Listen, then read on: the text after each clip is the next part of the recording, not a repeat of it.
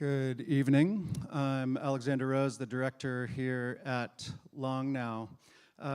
We don't have a long short tonight, but I thought I would take this opportunity to go over a little bit about where we've come from. It turns out that, that this fall will be our 10th year of doing these seminars.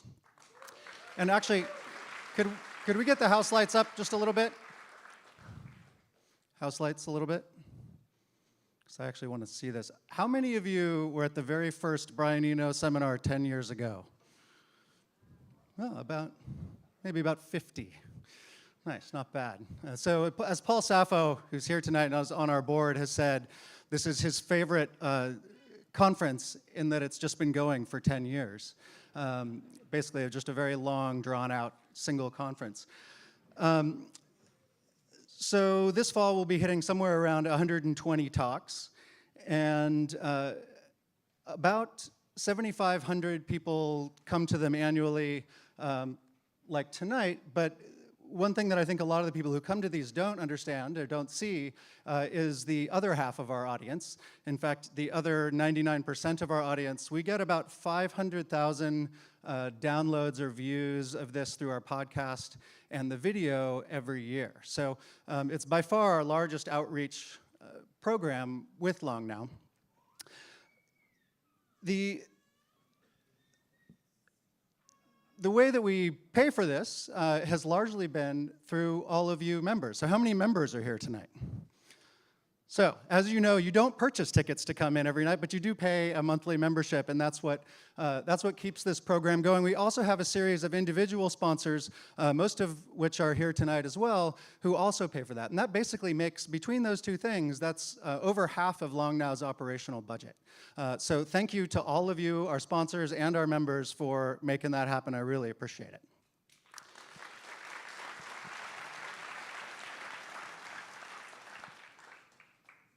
So the real question is, where do we go from here? 10 years in, 500,000 people at least listening and watching annually. And one of the main questions we often get is, why don't you do X speaker, who, fill in the blank? And these talks cost us somewhere between $12,000 and $20,000 to put on, even with amazingly generous speakers who don't charge us to do their normal speaking fee or any speaking fee to come. So we can't just do every speaker, but what we are now embarking on doing is making our salon project, which will allow us to do smaller events and much more impromptu events, but we will still be able to webcast them and all of that. We are a little bit past halfway in our fundraising for that, and we have just started demolition this week, and we'll be starting construction in the next couple weeks. And so thank you all for getting us to halfway, and if any of you are interested in helping to get us to the second halfway, we would be very appreciative of that as well. And the last thing I wanted to say is that this whole thing is done with an amazingly small staff. I think at any given day, there's only about 4 or 5 of us in the office, and these events are expertly engineered and put together by Danielle Engelman and her crew, and I really want to thank them for doing that. Thank you very much. Good night.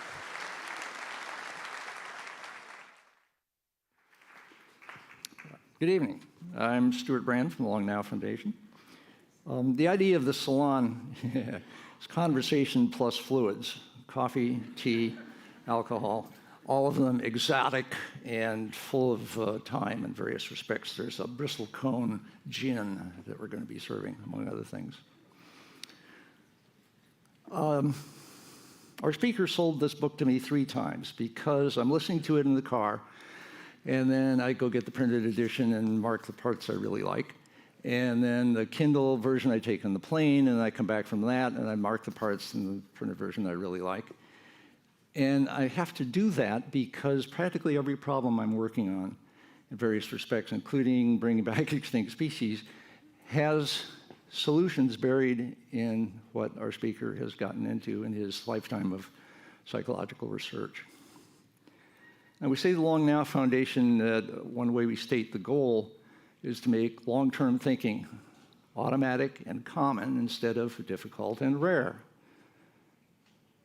Well, I think we can add to that. We would like to make slow thinking what our speaker calls system 2 thinking, automatic and common instead of difficult and rare. Here to talk about it is Daniel Kahneman.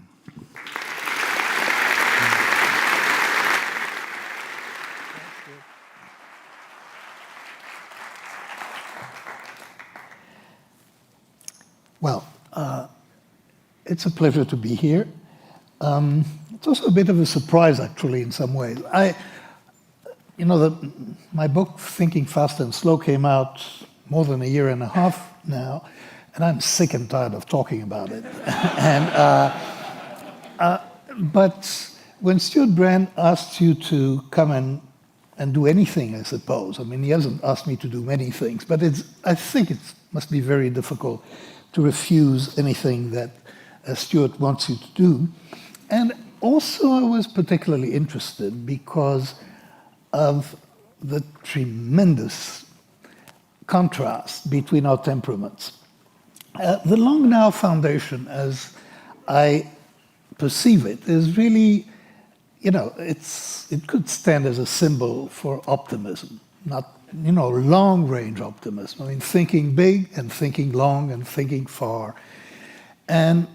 And I am really a pessimist. I mean, fundamentally a pessimist. I don't, I think, I don't want to think about the future because I don't think it's going to be too good. I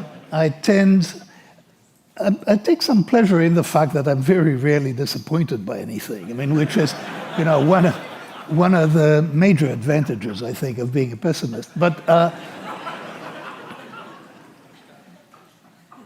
and this was what brought me here. I mean, I'm going to tell you how I think, and so I'm going to expose you to pessimistic thinking, for which I suppose must be in rare supply here. But I really long to be convinced. I would like to be convinced. Okay, so let me tell you about fast and slow thinking.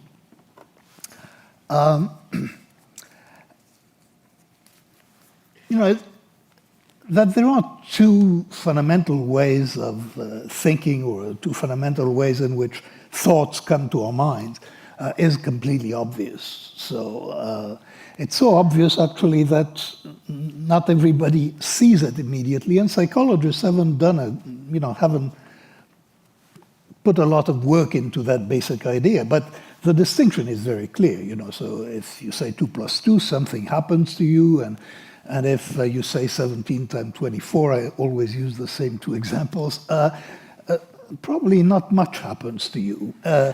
So certainly you don't, 408 doesn't come to mind unless you have misspent your youth or something. So there is that difference. If you want to get to 408, if you want to know the answer to 17 times 24, you've got to recognize this is a multiplication problem. You've got to bring up the program that you learned at school. You've got to apply it. This is work. It is mental work. And it's very easy to notice that it's mental work because there are physiological changes that are associated with it. It's completely different as a mental event from what happens when, I mentioned 2 + 2, and the number 4 sort of pops into your mind. You didn't try to bring it to mind. You didn't want to bring it to mind particularly. It just happened.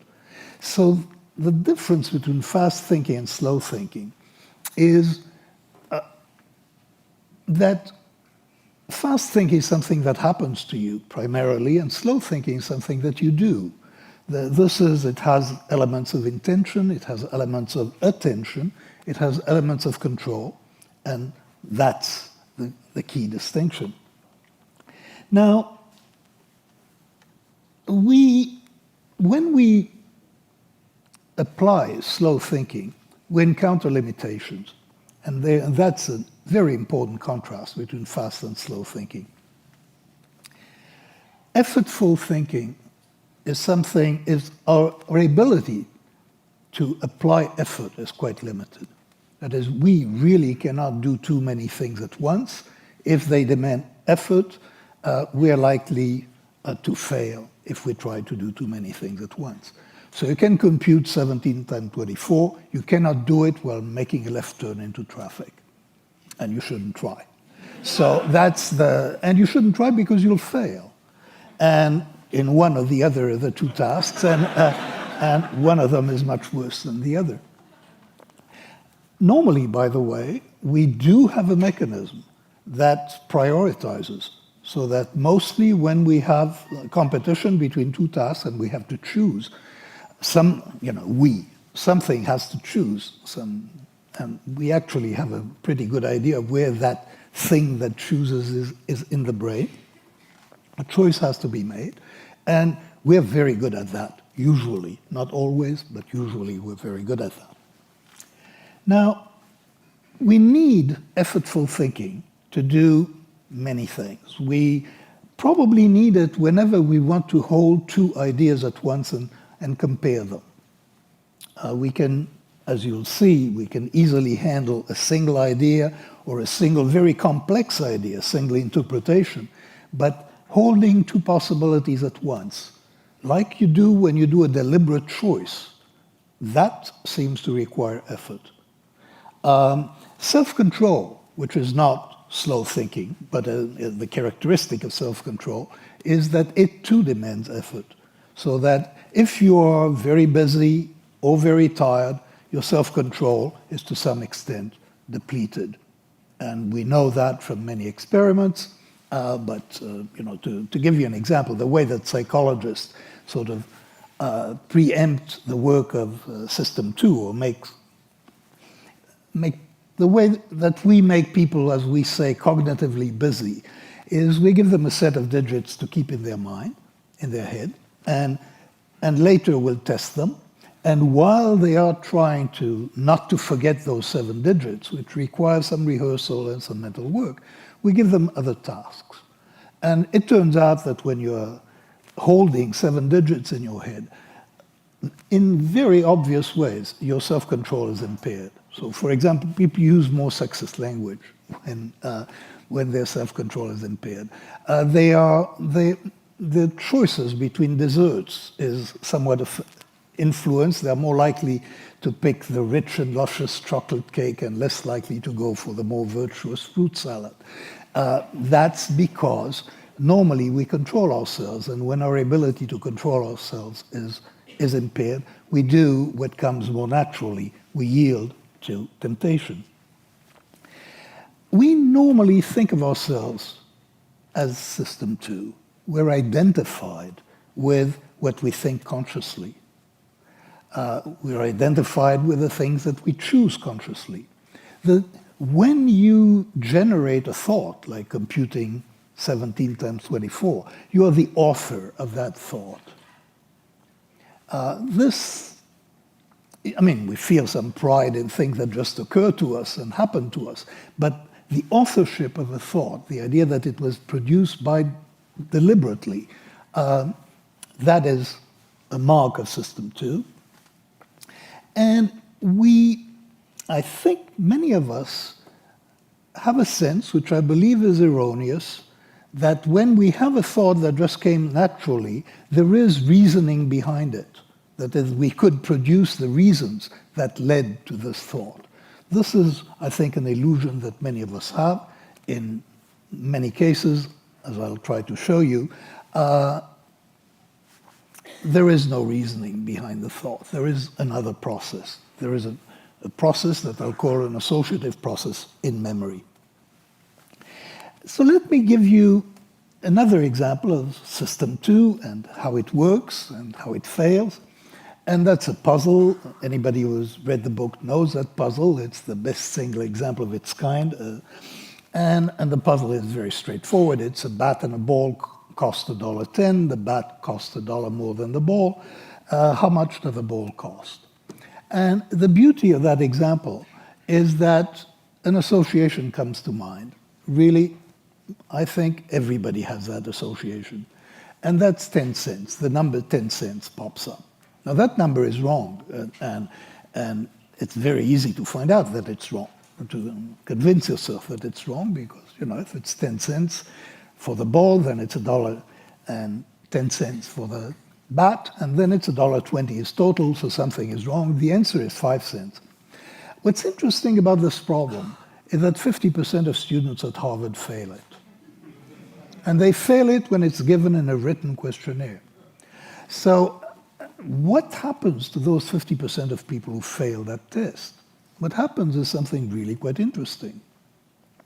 They had that association, 10 cents, and they didn't check. That is, we know about everyone who makes a mistake on that problem.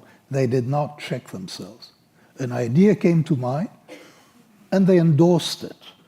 And that idea of endorsing thoughts that come to mind spontaneously, this is what System 2 does in many situations. I will argue in most situations.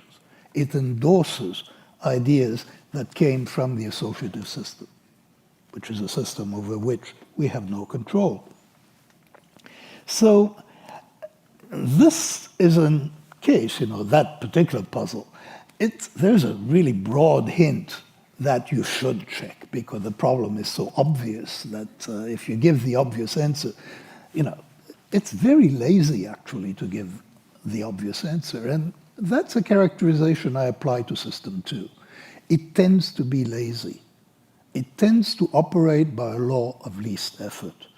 There are individual differences. Some people are much lazier than other people in the way they think. But all of us, the law of least effort is really a fundamental psychological principle. That is, when there are alternative ways of doing something, over time, we tend to gravitate toward the way that minimizes effort. There is a calculation that is the value of actions. There is a calculation that's performed in the brain, and effort is a cost in that calculation. And so we tend to minimize effort. As I said, some people minimize effort much more than others. So that's the way that I'm going to describe how we think a lot of the time. The basic mechanism is that a suggested answer pops up from the associative system, from fast thinking, from what I call System 1 thinking. And in most cases, the suggestion is endorsed. And we believe what we see. We believe what we think. So that's, now, that suggests that System 1 is to a very large extent in charge, because System 1 generates those possibilities, those suggestions that in general System 2 will adopt and accept. Now, System 2 has control to some extent. That is, we could check. People, at least in that problem, people have the opportunity to check themselves, and they have the opportunity to decide not to accept that suggestion, but actually to do something else. But much of the time, it is System 1 that actually runs the show. So that's the description I'm trying to give you, I think, in a crude, very general way, of how the mind works. We have an associative system that generates automatically, without intention, without volition, generates ideas, generates perceptions, generates an interpretation of the world, quite broadly. And then we have, sitting, if you will, on top of that, we have a system that monitors the quality of our behavior. We self-monitor, we self-control, but that system is relatively, it's very costly to apply, and much of the time, the monitoring is very light. Much of the time, though, monitoring is also unnecessary, and that is because that associative system is an absolutely magnificent piece of work. So most of the time, what we do naturally, what we might say what we think intuitively, all of that tends to be right. Most of what we do is just fine. And intervention by System 2 would just slow things up and make them worse.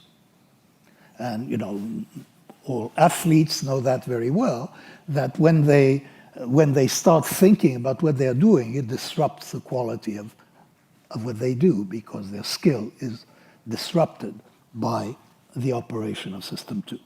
So, I'll talk mostly about System 1 and its characteristics, and I'm not going to describe it in full, but I want to give you a sense for how it works. So the automatic operations of System 1 are involved, for example, when, well, you know, if I mention the capital of Russia, that's like 2 plus 2. That something is retrieved automatically from memory. When you recognize a friend, the name might pop up, but actually, as you can see, recognizing a friend is much more than retrieving a name. You're retrieving a whole lot of things are happening to you. It's a whole network of ideas, associations, emotions, all of which are connected with that friend and all of which are activated. If your friend looks sad or tired, there will be something that's equivalent to search, although its search is a little too deliberate to. But what will happen is, in memory, if there is in memory a causal explanation, if your friend looks sad and tired, and there is something that you know that could explain it, that will come to mind automatically. If you had heard that his wife is ill, that will come to mind as an explanation of why you are struck by the fact that he looks sad or tired. When I say your mother, a lot happens, including an emotional response. And something also happened to your face, probably, that is associated with that emotion that came to your mind. And it would be sad or happy, angry or loving, but what happens is not a single thought, it's a lot is happening, including, you know, emotional manifestations, facial manifestations, and so on. Now, some of the responses of System 1 are probably universal and unique. So an obvious example is we don't learn, I mean, we are wired to learn to see things. And seeing, as I just interpreting the visual world, is the prime example for me of an operation of System 1. It is automatic, it is fast, it is, in general, extremely accurate. And those are characteristics of the way that System 1 works. Now, there are other things that are clearly innate, or at least universal. To give you an example of an association, you know, so consider the two words, you know, one, it's a classic psychological example, one is maluma and the other is takiti. And if I ask you to which word go with which gesture, you know, this gesture or this gesture, it's completely obvious what goes with what. So that seems to be universal. It seems to be cross-culturally universal, according to some people who have done research on that. That's built in. Fear of spiders is probably built in. And I want to tell you a personal experience, which I think that's a very unusual experience that happened to me, of something that is built in and in System 1. It's a bit of an embarrassing story. But a few years ago, we have a house on Grizzly Peak in Berkeley, which is a sort of very nice road on top of the hill. And I was taking a walk late in the evening, and really quite late. It was deserted and dark, and a car came in the opposite direction, and there were rowdy youth were in that car. They really sounded as if they'd had too much beer. I mean, they really didn't sound very nice. And I had that impression as they were whizzing past in the opposite direction, and then they stopped. And that there was no obvious reason for them to stop. And then a few of them got out of the car. I could hear that. And they started walking quite fast in towards me. And it was unclear, you know, what they wanted, but it really didn't sound friendly. And they were coming a bit closer, and then something happened to me, which it took them by surprise, it took me by surprise. I reared back, and I don't know what I did with my hands, but I roared at the top of my voice. I mean, like, where that came from, no idea. Absolutely no idea. But it came from way down deep. We have, there is an evolutionary history. There are things like fear of spiders, and how a threatened animal reacts to a threat, and possibly how an old monkey reacts to threatening juveniles. That is built into System 1.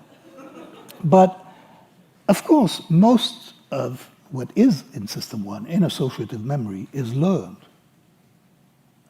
And what we have is detailed knowledge of the world that we can access at, what in terms of, for a computer, in the computer age, it may not be all that fast, but it's pretty extraordinary. And I have an example that I mentioned in the book. It's the best, and it's very hard when you've given lots of book talks to think of better examples. So the example I have in the book is of people listening to sentences, and while their brain events are recorded, and a sentence spoken in an upper-class British male voice, which I will not attempt to simulate here. It says, "I have large tattoos all down my back." And within about a third of a second, there is a characteristic response in the brain which indicates surprise. And if you stop to think about it, this is astonishing. That is, what's involved, and that is all System 1. It's completely automatic. There is no intention. That's the way our memory works. You have to somehow detect and recognize this is an upper-class, British male voice, activate a stereotype of what upper-class British males are like, relate that to the question of whether they have large tattoos down their back. That doesn't fit the stereotype, and there's a surprise. And interestingly enough, the reaction to that surprise is System 2 is activated. That is, when there is surprise, we are mobilized to perform mental effort, to perform mental work, to make sense of things. Normally, when things go routinely and are not surprising, System 1 thinking flows. When there is a surprise, we can catch the mobilization of effort. Skills are automatic. So driving is an automatic skill. Chess playing at a high level is an automatic skill. That is, chess players, master chess players, every single move that occurs to them is a strong move. That is, they select among strong moves, and they do that consciously, and they can compute for a while. But the basic selection of moves is performed completely automatically. So what happens is when we acquire skills, an activity that at first, this is the way we all learn to drive, an activity that at first requires deliberate thinking and effort, where is the accelerator, where is the brake, all that eventually becomes completely automatic. And we know how that happens. We know how skills are acquired. We know that it takes a lot of practice, and we know that immediate feedback is important, and ultimately, all of that goes into System 1. So we have a rich representation of the world, a representation of skills, and an ancestral memory of the type that I mentioned earlier. Now, there are interesting mixtures. I think there is evidence that recognizing that somebody is afraid may be innate, but recognizing that somebody is tired and doesn't look well, I would expect is a learned skill. I mean, I remember being very puzzled as a child. How did my mother know that, somebody looks tired? But eventually I worked it out. And there are cues. We're not aware of the cues, but the categorization of people as looking well, looking sick, looking tired, that happens automatically. It's a learned skill. Now, how does this whole thing works? I've mentioned the word associative memory, and it covers a lot of ground because it covers what happens when there is a stimulus. How does a response, including a mental response, get generated? All that is in associative memory. We have a primitive notion of what associations are, like, night, day, or bread, butter. But that's not the interesting associations. They are much, much richer than that. If I mention the relationship between China and Japan, something happens to you when I mention that. And it wasn't a single idea. It wasn't a single word. It was probably, you could feel it, a whole network of ideas, a whole concept, very rich, actually, network of ideas, was activated. Now, how do we know that it's activated? We know because the activation of what happened to you when I mentioned the relationship between China and Japan, we know that you're now prepared for many other events that could happen. And there is a very simple test of that. And the test is to present whispered words and to see they're presented at so that they're barely audible, and see which words are recognized and which are not. And when I've mentioned the relationship between China and Japan, you will be quicker to recognize the word island and the word navy and possibly the word war. And you are prepared for a lot of things that belong in the network of ideas that were activated by that concept. Now, you don't have the whole history, but you can feel that this activation was quite general and quite rich. Now, here I am coming to something that's really quite important, which is that how we interpret events and stimuli as they occur tends to be determined by the context, by how it fits with other things that are going on in our mind at the time. So, standard example, not mine, it's a standard psychological example, is Anne approached the bank. When I mention that sentence, that sentence is really ambiguous. You probably thought of the bank as a financial institution, but if it was in the context of fishing, Anne approached the bank would have a completely different interpretation. What's important and interesting about this is that you're not really aware of the interpretation that was rejected. A choice was made, the choice is context dependent, and you're not aware of it. I have a story, again, a personal story, to tell about that particular mechanism. It's one of the best examples. It happened after I finished the book. Otherwise, I would have had to ask my wife's permission to include it because she's involved. We were out to dinner with friends, and then, we were talking about that evening, and my wife said of the man, she said, he's sexy. All right, and then the next thing that she said was truly bizarre. And in fact, it was very, very odd, because she said he doesn't undress the maid himself.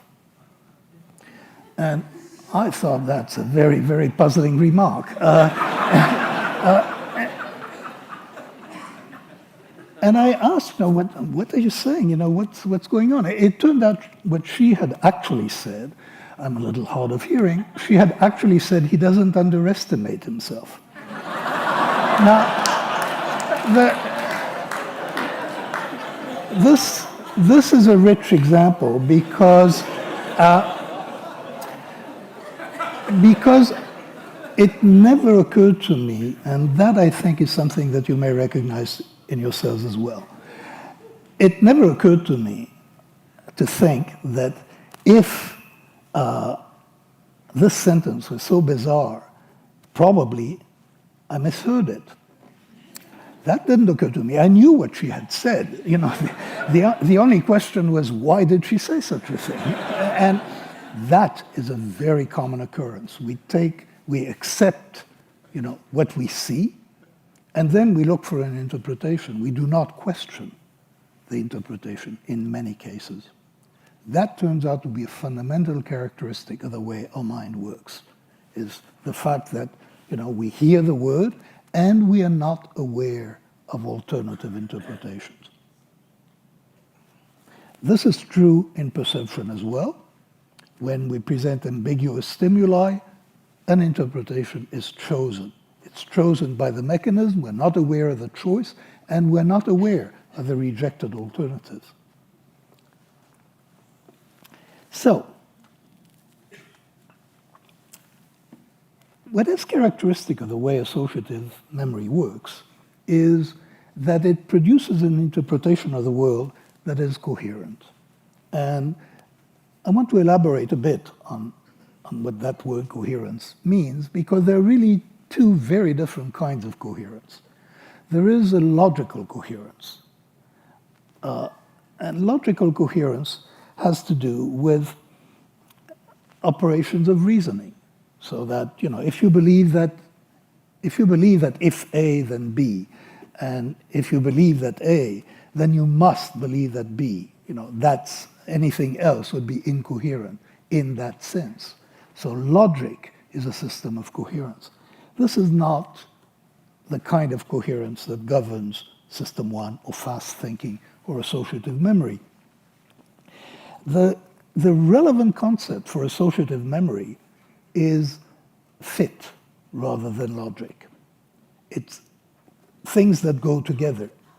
And as in the example I gave you earlier, Maluma goes with a certain kind of gesture and Takiti goes with another kind of gesture. That's fit. That is coherence. There is no logical connection. There is no, you know, there is no logical necessity that relates the two. But in terms of fit, it's very obvious. And it turns out that a lot of our thinking and our emotional reactions are governed by this kind of associative coherence in ways that are really quite difficult to control. The psychologist Paul Rosen is an expert in making people psychologically uncomfortable. And here is something that he does, very simple experiment. So you take a bunch of students and there's a glass of orange juice in front of them and a little sticker that they can write on. And he asks them to write the word cyanide in capital letters and then to put the sticker on the glass and then to drink the orange juice. And they don't like it.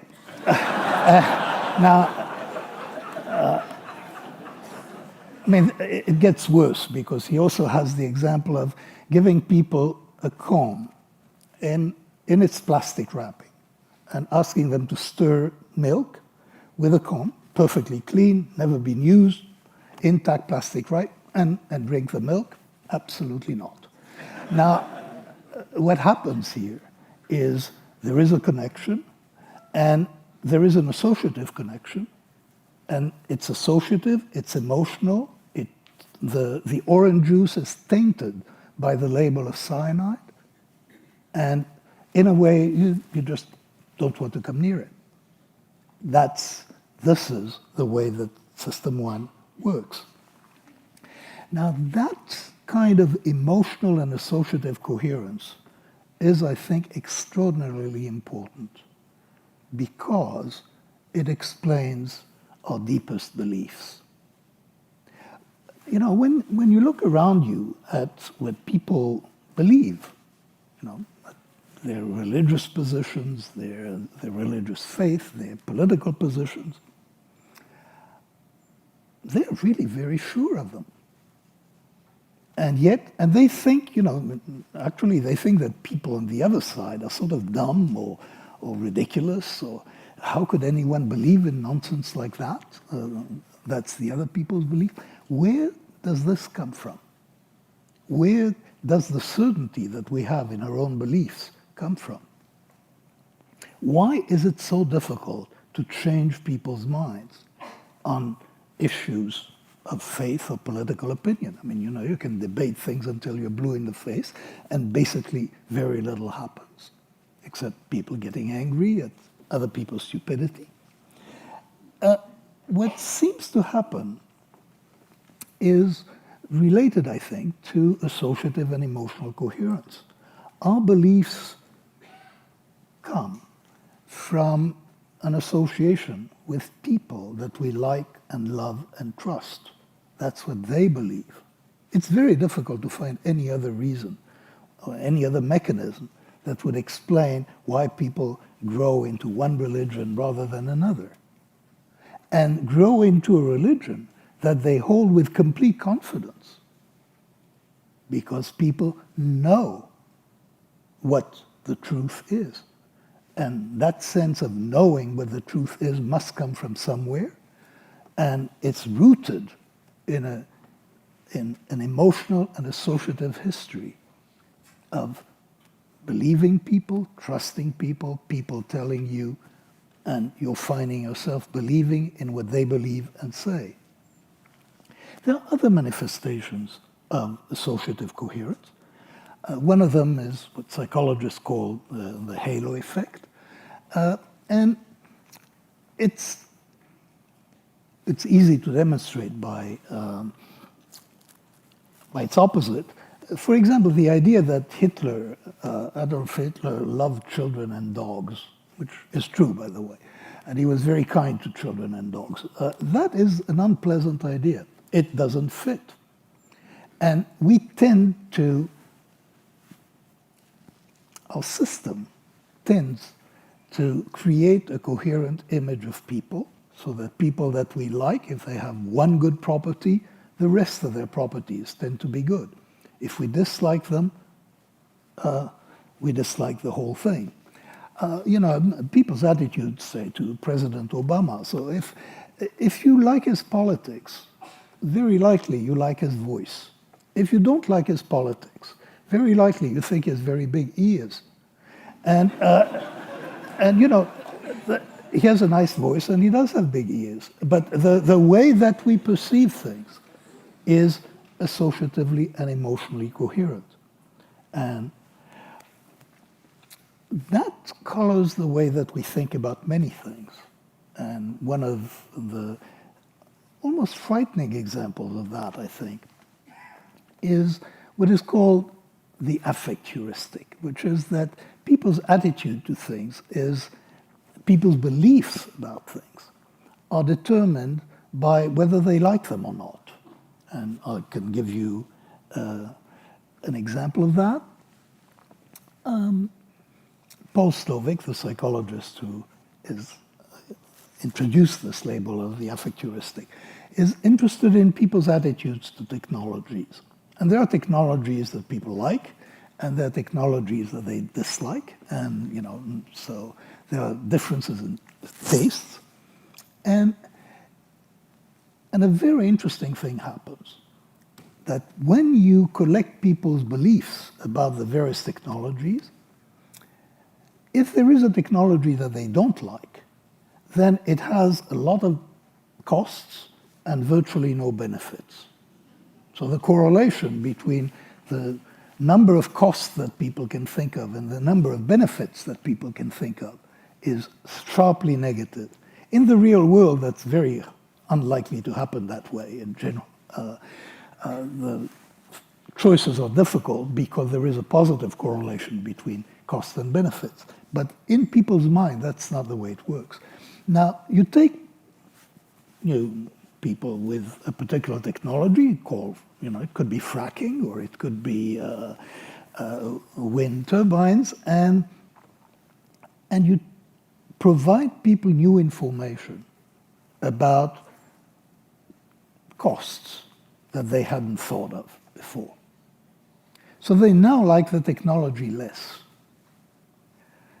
And interestingly enough, their ability to think of benefits of the technology is impaired. That is, you haven't said anything about benefits. All you've told them, there are costs that you didn't consider. And now benefits don't come to mind because we tend to create an interpretation of the world that is emotionally and associatively coherent.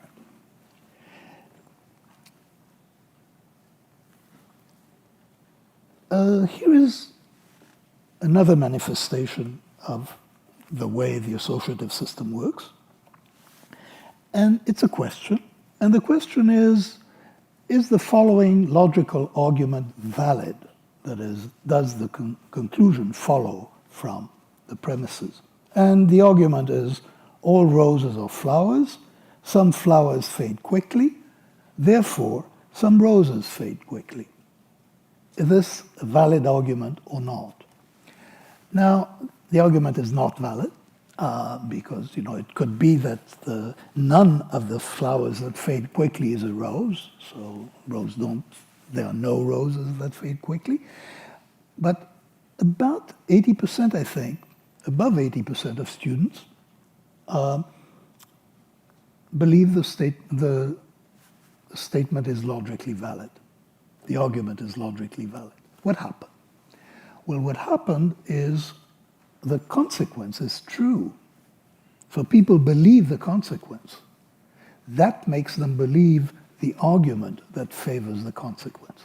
This is not the way that thinking is supposed to work. Thinking is supposed to work from premises to conclusions. But in fact, what happens is that if you believe in the conclusion, you tend to believe in the arguments that go with the conclusion.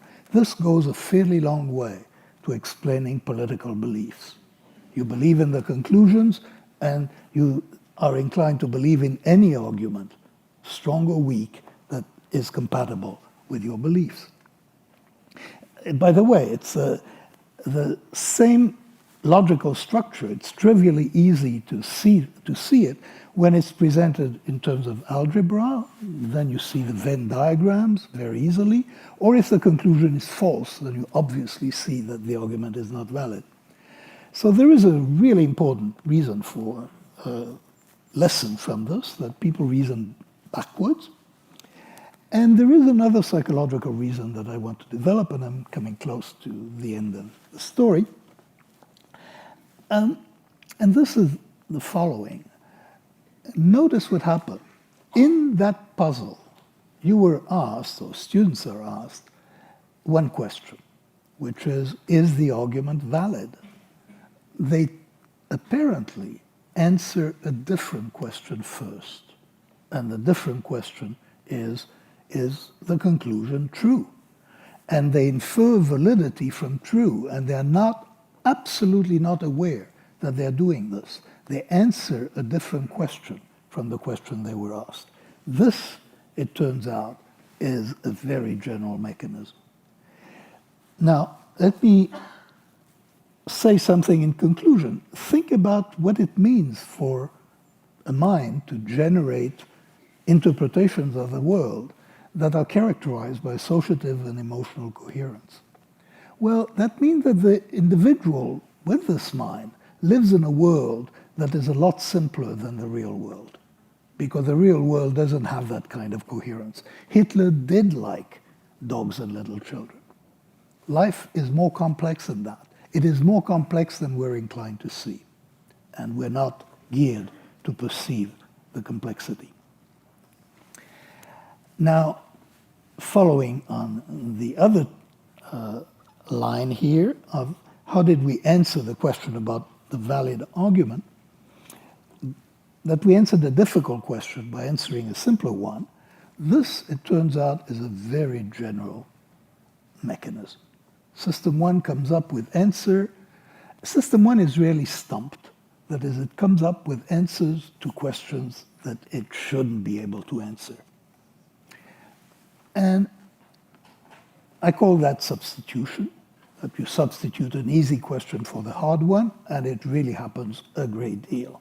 So let me give you an example, one of the most striking experimental examples that I'm aware of. This was during the period of, well, in the 90s, I think that experiment was done. There was a fair amount of terrorism in Europe, and Americans were worried about traveling to Europe because of terrorism. An experiment was done basically about travel insurance and how much would people be willing to pay for travel insurance. And some people were asked to put a price, how much they would be willing to pay for a policy that pays $100,000 in case of death during your trip for any reason. Other people were asked, how much would you pay for a policy that pays $100,000 in case of death in a terrorist incident during the trip? Now, the second policy is worth a lot more than the first. Now, that really doesn't make sense because if dying in a terrorist incident is not the only way of dying in the trip. In fact, it's quite unlikely. So logically, there is no question about which is worth more. But that's not the way that people think. Notice, they're not asked to compare the two policies. If they were asked to compare the two policies, many people would figure it out, that one of them is worth more than the other. But when they see one policy at a time, so you can't apply logic. System 2 cannot be applied to solve that problem or to detect the logical connection. Then we know what people do. They answer in terms of how frightened they are, how afraid they are. And people are more afraid of dying in a terrorist incident than they're afraid of dying. And that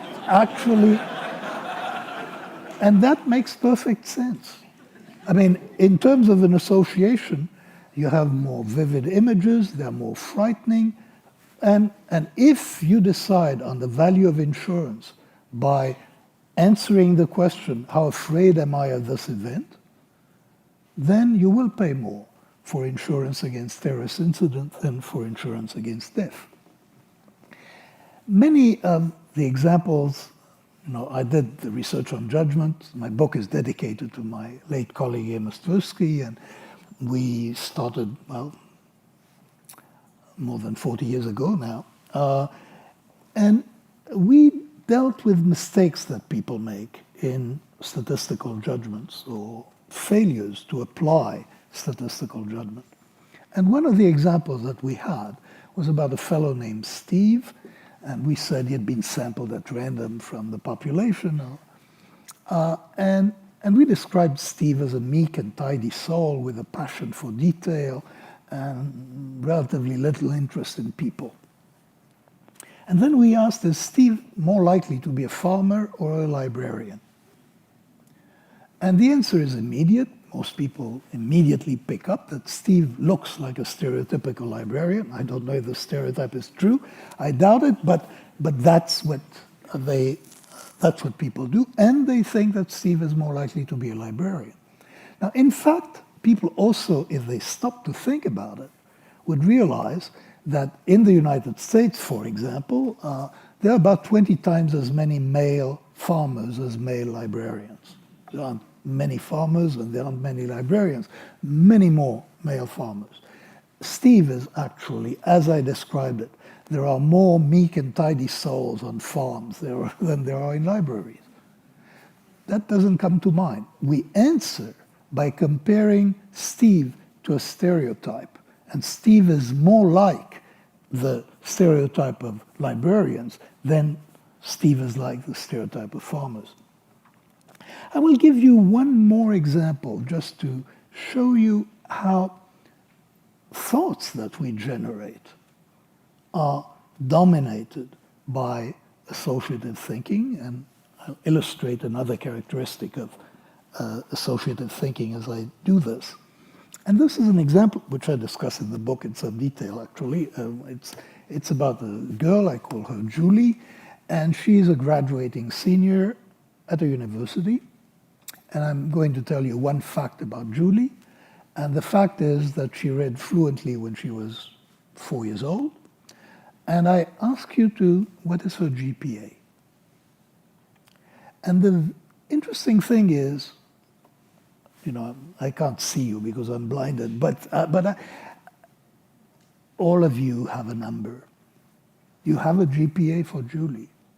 And as it happens, this is a rare case where a psychologist knows exactly what happened to you. I can tell you where that number came from because this is a mechanism we understand. And this is how it worked. When I say Julie read fluently at age 4, you have an impression of how much that says about how precocious a reader she was. You could do it in percentiles. Where does she fit in the distribution? She's clearly not at the absolute top, but she's clearly way above average in reading speed. That impression is immediate. And that's the way that we understand things. We have immediate standards, for many traits when we're familiar with them that enable us to perform this judgment automatically. Now, how do we get a GPA from there?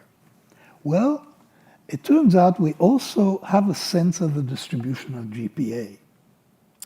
And what people do is the GPA that came to your mind was pretty close, equally extreme as your impression of how precocious a reader Julie was. You matched. And this ability to match things across dimensions, you could ask in New York or in another city, how tall would a building, how many stories would a building would have to be as tall as Judy was precocious in her reading? And you can do that too. We can match across intensity dimensions. Naturally, we're very good at that. This is part of the machinery, of the associative machinery, and it gets used in answering questions that were not asked. So, in fact, what happened is when that GPA came to your mind, you were not answering the right question.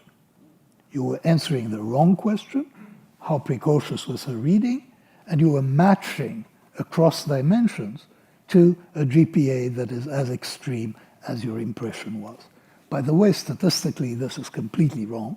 This is absolutely wrong. It's a serious mistake. It's about as serious and it's about the same kind of mistake as neglecting what we call the base rate in the case of Steve the librarian. But that's the mechanism. So in a whole set of situations, we ask ourselves questions and we come up with the answer to a simpler question.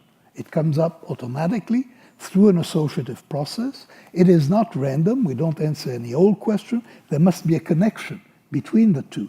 Precociousness, intelligence, GPA, they belong to the same context, and we match. We shouldn't. It's statistically wrong, but this is the way we do it. Let me conclude the mind that I've described, and I've really focused on system 1 and sort of assumed that in many cases system 2 endorses the suggestion of system 1. If you notice in all the examples of the last 10 minutes, that were the case.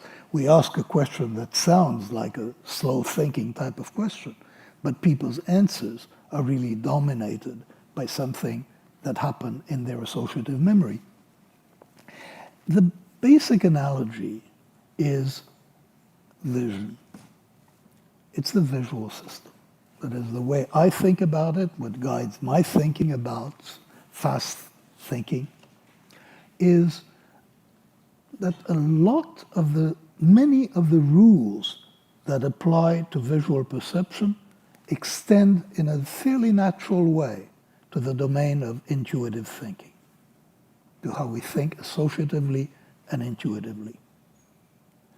That, I'm anticipating something, that is one of my reasons. I mean, I'm pessimistic. I'm a pessimist by temperament. I introduced myself as a pessimist. But one of the reasons I think that it's difficult to change the way the mind works is that you have to imagine changing the way that our visual system works.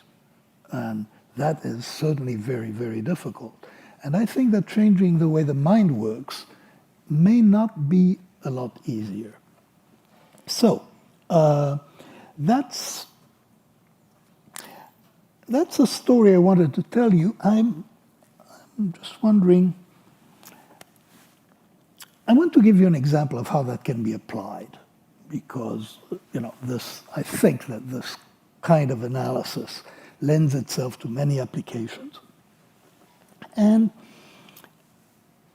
I'll spend a few minutes answering a question I haven't been asked yet, which is, how does a two-system mind know things?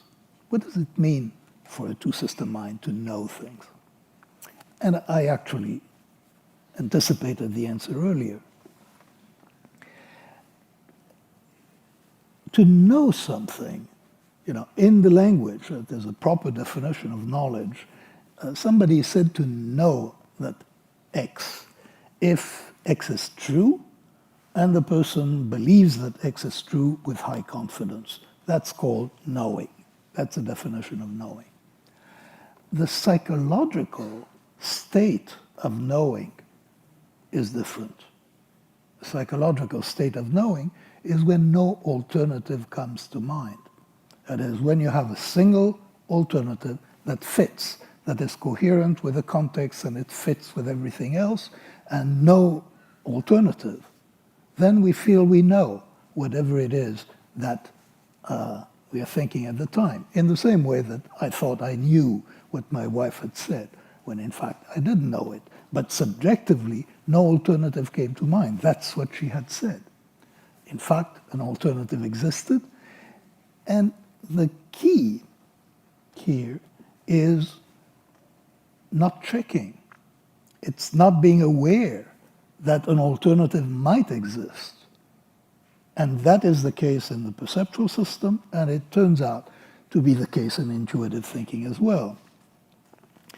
So that, I think, is what explains or contributes to the explanation of why people think they know that their religious faith is correct, or their political position is correct, or their beliefs about other things that they really have no evidence for,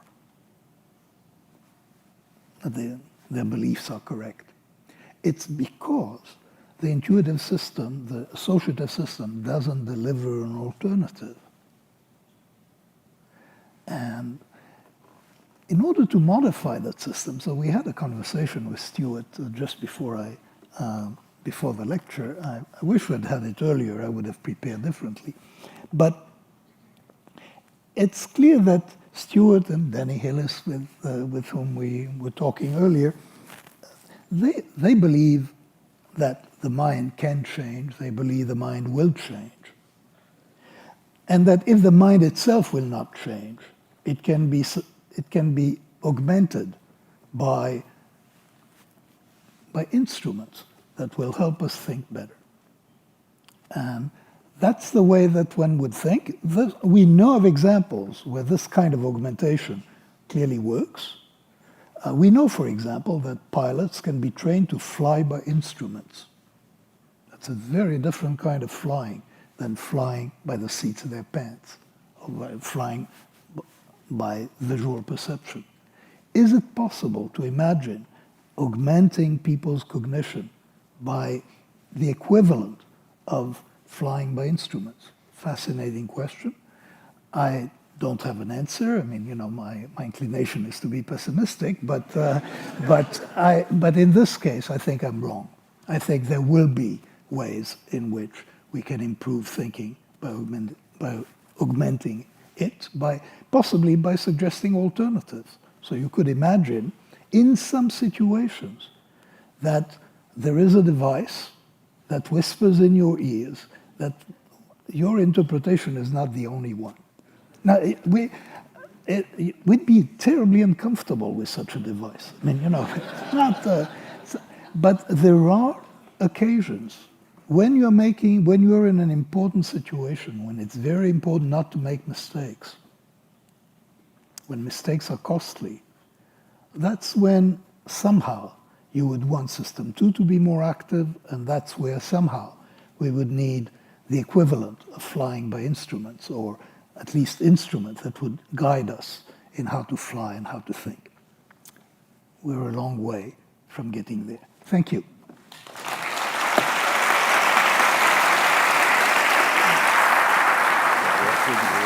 I wouldn't fall asleep. I'll explain that. That's weird. Got your attention in a different way there, didn't we? So much of your research seems like it's been done in collaboration, obviously with Amos Tversky and with Richard Thaler and others that you mentioned in your work. Say something about collaboration versus sole research. Well, I have mostly, most of my work has been collaborative. I like to talk with people, and it comes naturally to me, and I like doing this. In my collaboration with Amos Tversky, which is the basis for the book, really. Not that he would have liked the book. It's I'm not sure he would, but why? What would he not like? Not because we had that. That was what I was about to say. Was that we were different. So we were different, and yet similar enough to understand each other, but different enough to surprise each other and to present, different points of view. And we liked each other so much, and we were so practiced at working together that we were enriched by those differences. So we had different tastes, but when there was something that both of us liked, it was bound to be pretty good. So there were those two filters. Kind of a Venn diagram approach to where there's overlap, you're really onto something. Did that work? I remember at one point you collaborated with a real sort of opponent in the whole psychological world. Yes. Tell a little of that. Well, I hate controversies. There's a lot of emotion in science. It's not. So there are people who enjoy controversy. There are people who hate it, and I belong to the latter group. And I hate being angry. Actually, that's really what happens. You roar when you get angry. On one occasion, yeah. But on that occasion, there was someone who's become a friend, whose position on issues of intuitive thinking is really about 180 degrees from mine. That is, his life project is to show that expert intuition is wonderful. And, I don't know how you'd characterize my life project, but it certainly is not in that direction. I've done more work on flaws of intuitive thinking than on the marvels of intuitive thinking. But we collaborated in trying, we both agreed that intuitive thinking is sometimes flawed and sometimes marvelous, and we collaborated in trying to find the boundary. And I think we did, actually. It wasn't revolutionary. Other people had come to approximately the same conclusions. But we did that collaboratively over a period of years. That was not the same thing as, it wasn't as much fun as it was with Amos Tversky, but it was profoundly satisfying because we did manage to agree. In fact, the title of our paper was, I forget what the first part of the title is, but the second part is A Failure to Disagree. Here's a question that came in from a live stream from Molly. What does humor do to change or teach System 1? Or is humor related to System 2? Surprises, interruption of stereotypes, all of that. There's a lot of study on what makes a joke a joke. Clearly there is I'm not an expert on that, but there is clearly an element of surprise in humor. That is part of it. Humor is profoundly important to the workings of System 1. Pleasure is fundamentally important to the working of System 1. It turns out we think differently when we're in a good mood or when we're in a bad mood. When we're in a bad mood, System 2 tends to be more active. We're more vigilant. We check ourselves more. When we're in a good mood, we're more intuitive. We tend to be more creative. So there's many associations between humor, pleasure, and the workings of the intuitive system. So the way to trick people in system 2 is to make some jokes that get them into it? That, I think, by the way, is one way when you want people to loosen up and come up with ideas. You could do worse than telling a few jokes. Saheli asks, have you found any evidence that long-term use of stimulants such as Ritalin, Adderall, coffee that we talked about beforehand, or SSRIs, affects or changes the balance between people's operating in System 1 or System 2? I don't know. I just don't know the answer to that question. Okay, it'll be fun to do the research. Yeah. With some of the substances. Yeah. We were saying to each other beforehand as we were clutching our cup of coffee that there's clearly something going on with caffeine. And you spoke kindly of nicotine. I think that should be said right out loud. Yeah, I mean, I used to be a heavy smoker, and I don't think, I honestly think I was smarter when I was a smoker. But,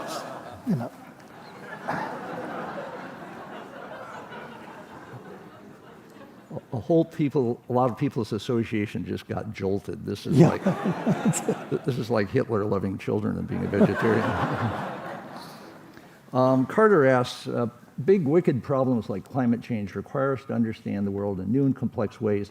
Are we doomed because of the difficulty of overcoming our initial associative thinking? Now that's a person after my heart.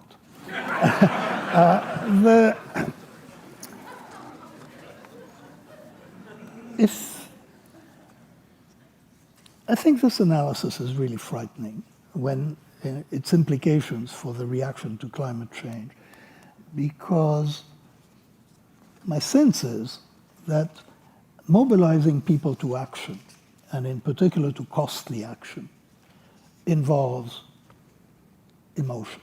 It involves System 1. You've got to speak to System 1 to mobilize people to act in significant ways. Mm-hmm. And the problem is whether you can arouse emotions. And global warming has a very frightening characteristic, which is that by the time it's obvious that we're in trouble, it may be too late to avert the trouble. This is the kind of threat for which System 1 is really very poorly prepared. So that, I think, was the sense of that question. And I know there is a book, David Runciman, an important English scholar, is coming out with a book on whether democracy can handle problems such as climate change.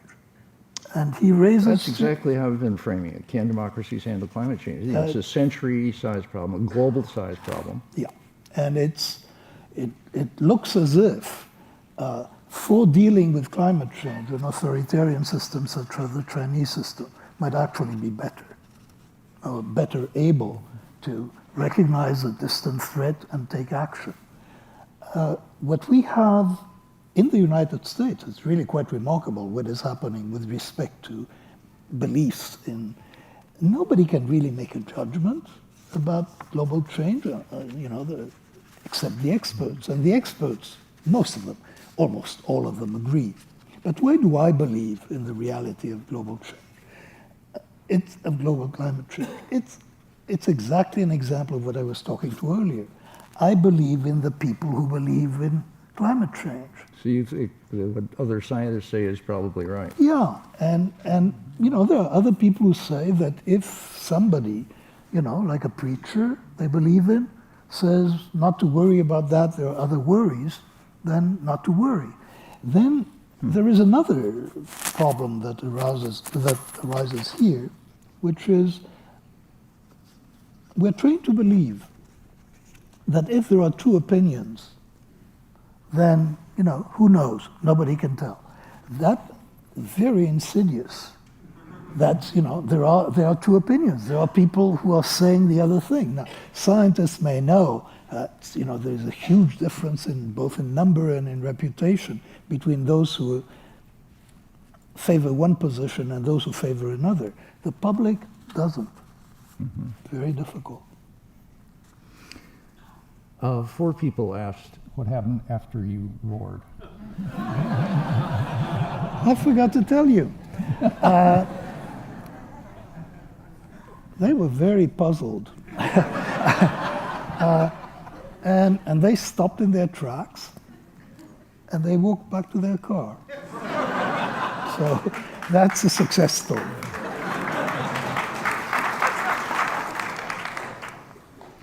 Alyssa Ravasio has a question that always comes up. How do you think our brain's increasing codependence with the internet is impacting the uses of System 1 and System 2, if any?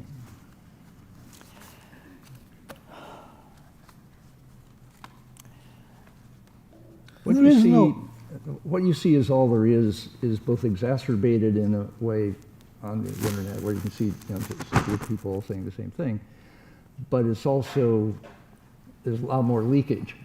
That's right. I mean, I don't think that this is a simple answer. We're in a world where we do have developed the habit of looking things up. And looking things up exposes you to sources. And I think that's, this is a profound change that has occurred. I don't know how to describe it in terms of System 1 and System 2, but looking things up as a way to resolve differences, as a way to figure out what is really going on. And then there are trusted sources. Then there is, Wikipedia. So there is something we all trust, and you look things up. That's important. That's going to have an impact on.